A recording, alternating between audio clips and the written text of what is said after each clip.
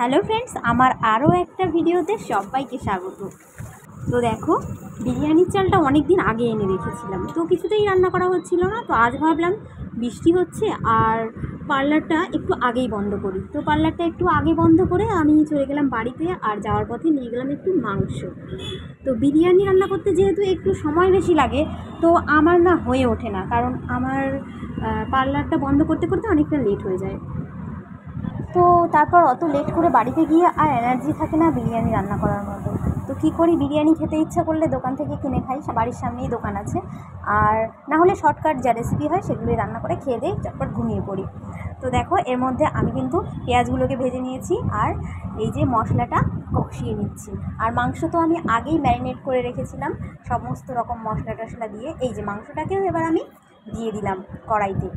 আর ওই পাশে আমি আলুগুলোকে সিদ্ধ করে নিয়েছি নুন হলুদ দিয়ে। তো সেগুলোকে হালকা করে ভেজে নিয়ে এই দেখো মাংসের মধ্যে দিয়ে দিয়েছি। আর মাংসটা কিন্তু আমার একদম রেডি হয়ে গেছে।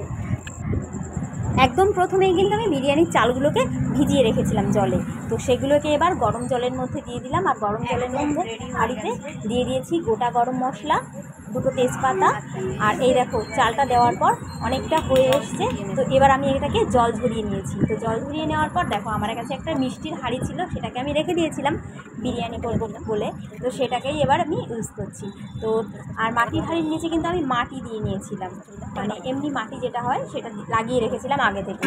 তো তারপর দেখো সুন্দর করে সাজিয়ে নিচ্ছি। আর একটা গোটা রসুন যেটা আমি দিয়েছিলাম, আর এই যে লেগ পিসগুলোকে দিয়ে সুন্দর করে সাজিয়ে নিয়ে তারপর এটা আমি দমে বসাবো। তো দেখো, এই হাঁড়িটা যেহেতু ছোট ছিল, তো একটা হাঁড়ির মধ্যে না ধরলো না। তো বাকিটা আমি কি করলাম, বাকিটা আমার যে অ্যালুমিনিয়ামের হাঁড়ি আছে, তো সেই হাঁড়ির মধ্যে দিয়ে পাশাপাশি দুটো গ্যাসে দমে বসিয়ে দিয়েছি। আর তার আগে আটা দিয়ে মুখটা সুন্দর করে সিল করে নিয়েছি। আর দেখো লেগ পিসগুলো কত সুন্দর হয়েছে।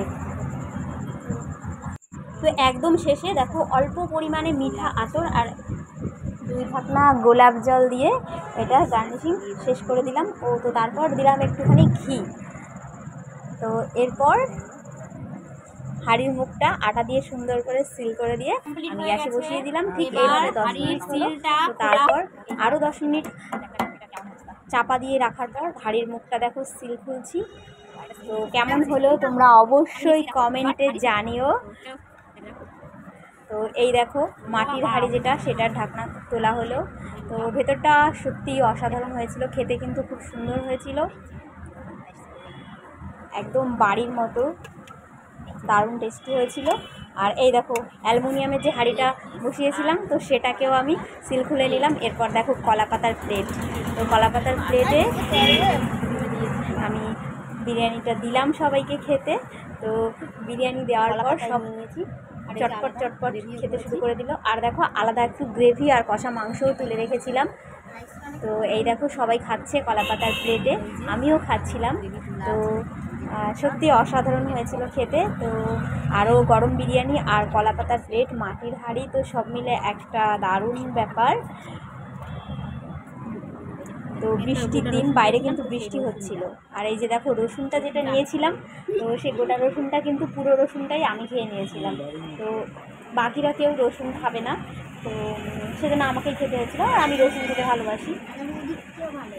তো ঠিক আছে, ভিডিওটা শেষ পর্যন্ত দেখার জন্য অনেক অনেক ধন্যবাদ। সবাই খুব ভালো থেকো, টাটা।